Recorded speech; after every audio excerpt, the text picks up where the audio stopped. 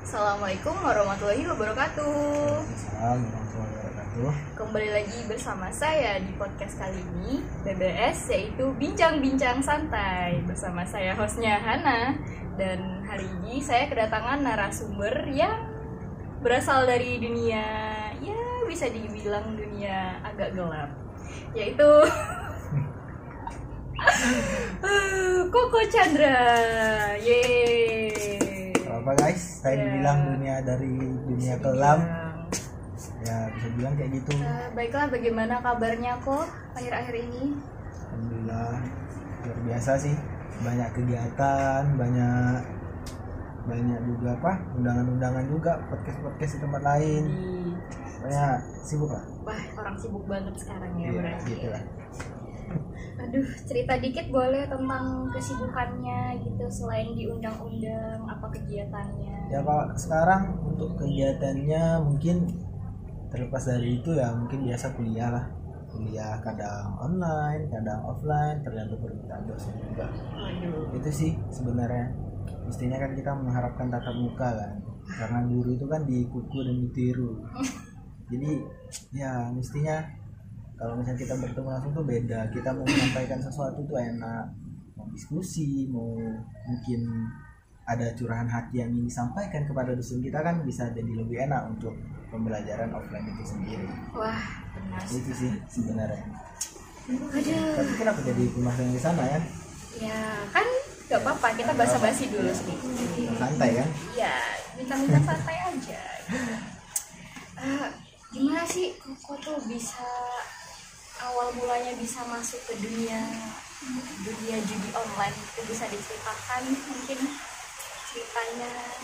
Ya awalnya itu sekitar tahun 2019 kan begitu banyak itu kan kesulitan pernah diuji coba kesulitan, terus ya kita orientasi kehidupan kan mulai dari orang tua yang banyak dililit hutang, terus keluarga yang lain juga kita minta yang nggak bisa bantu. Nah dari situlah pengen cari solusi, pengen cari uang yang notabene kan pengen semua orang tuh ya jalannya pengen singkat.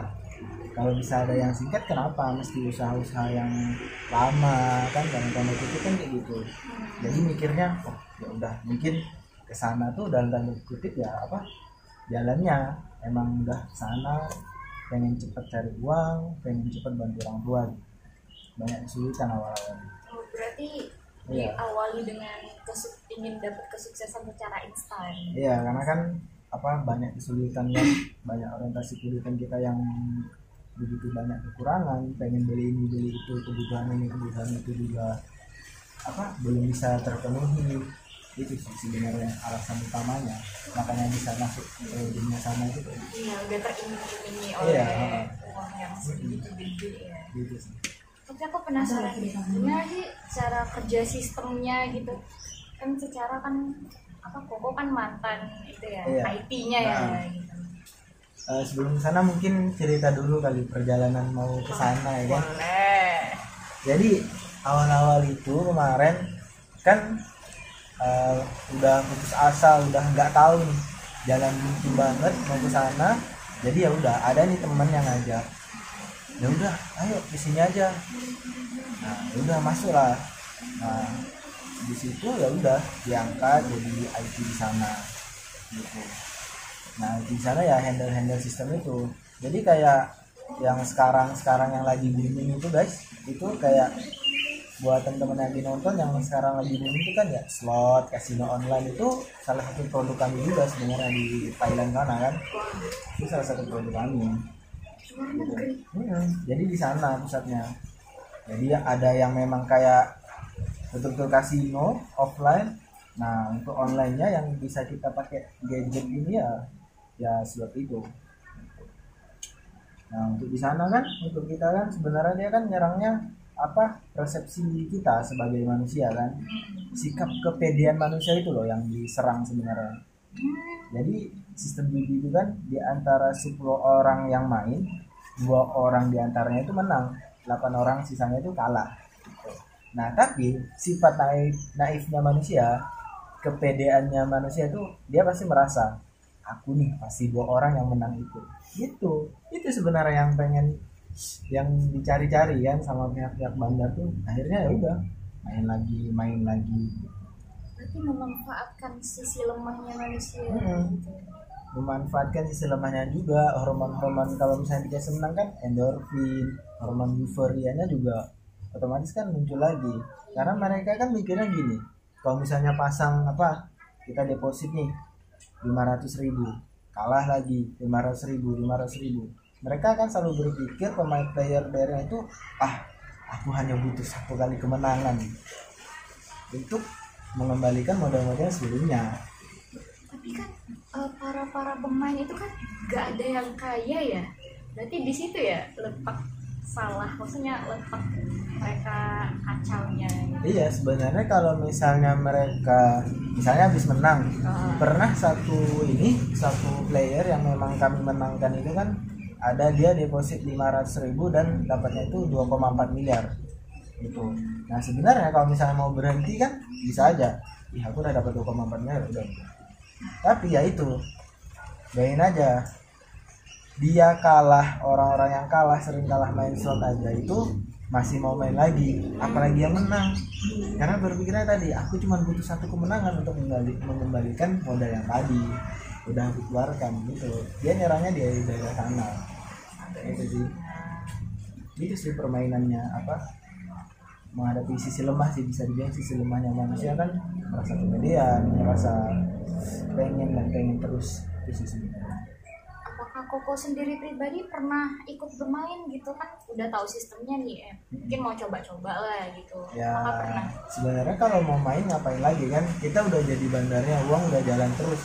Jadi ya udah enak banget. Di antara misalnya 10 orang tadi yang pasang, 2 orang cuma yang menang, 8 orang kan kalah. Nah sedangkan di sisi bandar kami kan nggak ada istilah kalah, ada uangnya masuk kan. Iya benar, tapi mungkin iseng-iseng mungkin nggak pernah gitu berarti. Enggak sih, kalau iseng-iseng sih nggak usah lah, ngapain, kan kita mau cari uang aja. Berarti pas kemarin itu Koko perginya ke Thailand gitu berarti. Itu gimana ngasih tahu ke orang terdekat gitu, tanggapan mereka? Ya sebenarnya sih dari pihak keluarga juga fine aja, karena kan yang penting kan ya udahlah, yang penting utang udah bebas, kebutuhan sehari-hari juga udah terpenuhi, jadi ya fine aja. Berarti nggak ada masalah sama? Nggak ada, kalau misalnya dari keluarga itu nggak ada. Haus nggak sih kok? Haus nggak sih? Ya udah minum dulu silakan. Nih aqua, ini aqua guys, aqua air putih gue.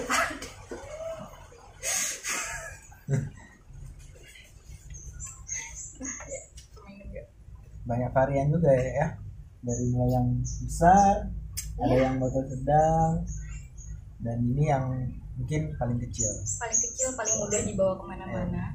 Paling mudah dibawa kemana. Iya. Sekarang logo Solo juga lagi panas guys, jadi Stay banget hydrate untuk kebutuhan cairan kalian aqua. Ya, stay hydrate yourself with aqua. Oke. Tersedia Jangan lupa minum air di putih. Indomaret, Alfamart udah ada gak ya? Udah ada dong. Di toko-toko kelontong juga banyak. Jangan lupa, kita tuh harus juga belanja di toko kelontong. Kita tuh harus membantu perekonomian masyarakat sekitar. Sih. Ya bener kan? Iya. Terus apa sih yang membuat Koko tuh mantap untuk keluar dari dunia kayak gitu? Kan susah ya. Iya. Apalagi ngelihat uangnya yang bisa dibilang enak banget ya. Ratusan juta sehari itu udah makanan lah. Kalau selama kerja sebagai IT-nya bandarnya kan. Cuman kan kemarin tuh kan waktu kejadian di sana kan sempat berpikir kan. Jadi banyak juga bos-bos kami itu yang jauh lebih kaya, pendapatannya juga jauh lebih besar. Nah cuman kadang selalu mikir dalam hati kan, uang itu yang tiap bulan ratusan juta paling cuma kita pakai makan, daging, apalah steak itu kan yang katanya paling enak. Ya kalau misalnya udah 2 kali 10 kali sekali makan ya paling enak juga kan. Itu lagi kan tuh.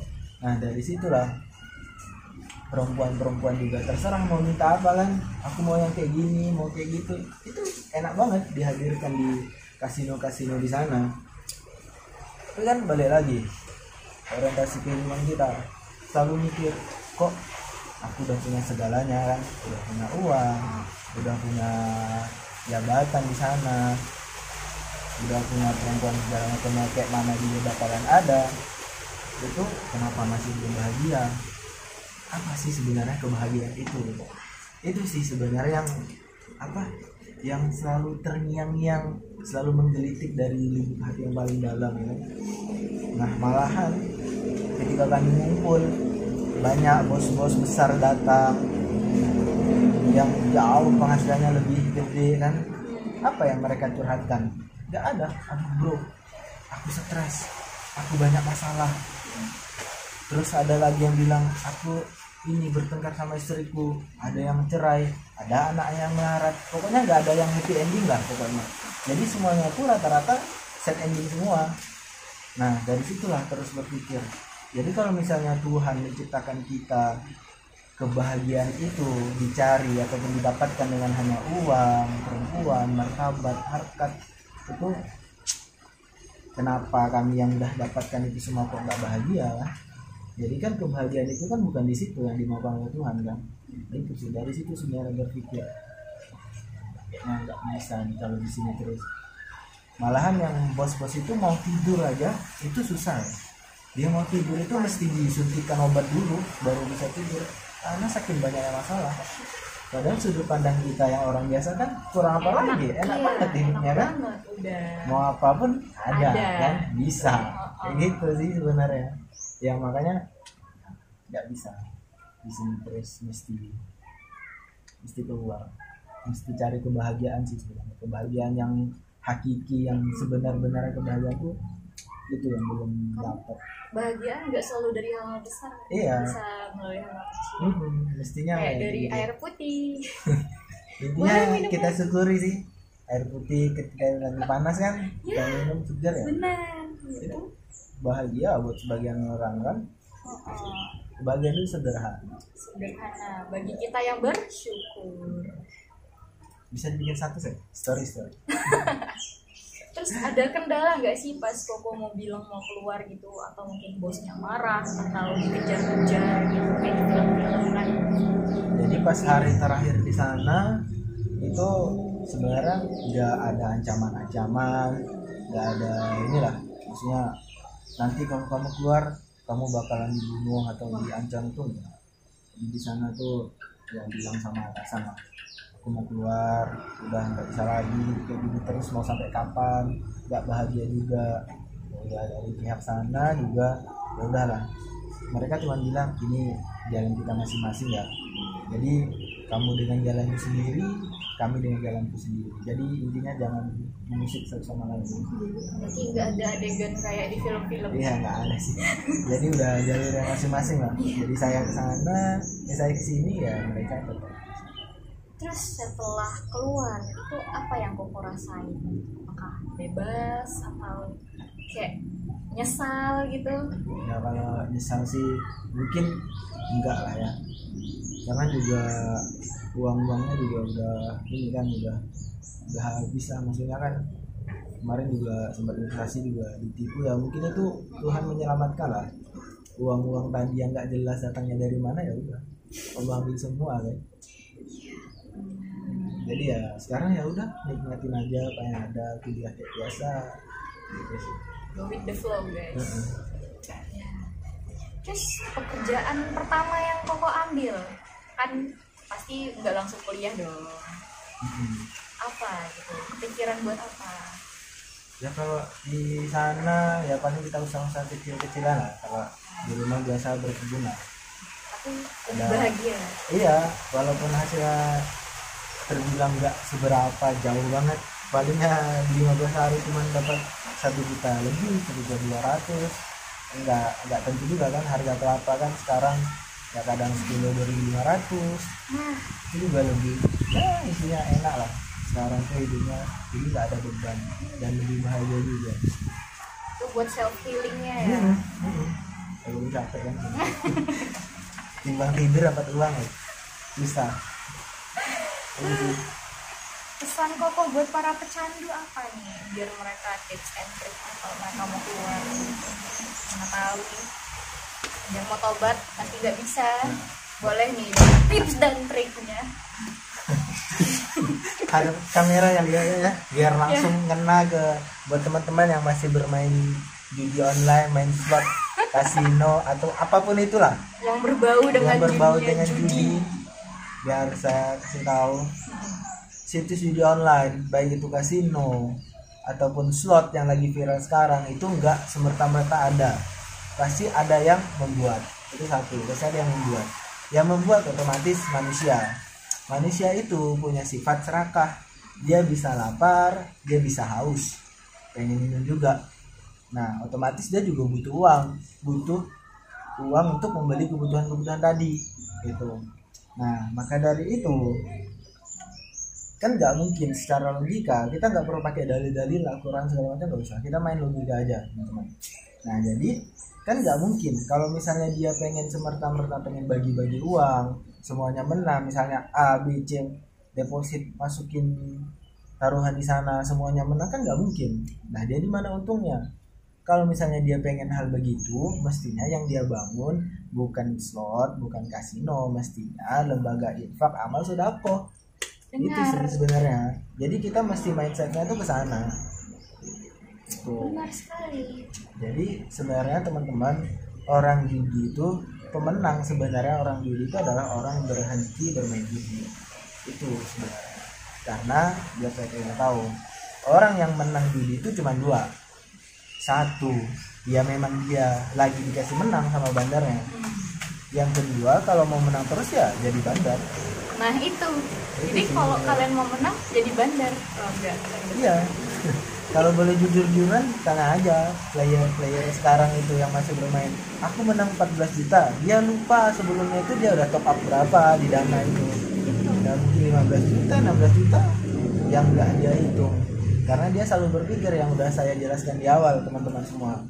Mereka selalu berpikir aku nih pasti satu orang yang menang dan aku cuma butuh satu kemenangan untuk membalikkan semua modal-modal yang udah dia top up-kan tadi kan. Gitu. Itu aja sih buat teman-teman yang masih main slot, ya udah berhenti, ya kalian jangan mau lah ditipu-tipu sama sistem itu gitu. Saya nipu enggak Anda. Kan juga banyak ya kayak apa itu kayak kasus-kasus minjem uang sama pinjol gara-gara slot. Gitu lah. Itu salah satu dampak buruknya. Orang tua kalian menangis guys. Ternyata udah cukup lama juga kita berbincang ya Pak ya. Alhamdulillah. Apakah kita akhiri saja? Boleh. Boleh. Minum dulu. Ya jangan lupa minum aqua, Air air putih. putih ya. Stay hydrate yourself. Baiklah. Assalamualaikum warahmatullahi wabarakatuh. Sampai bertemu lagi. Yeay. Terima kasih ya guys.